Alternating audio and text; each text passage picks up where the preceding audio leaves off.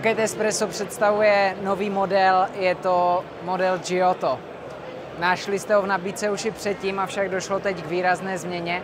Tou změnou je hlava kávoru.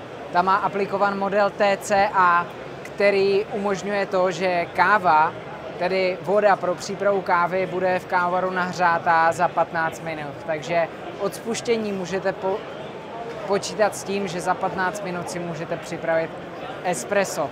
To je hlavní změna, která u modelu Giotto byla provedena.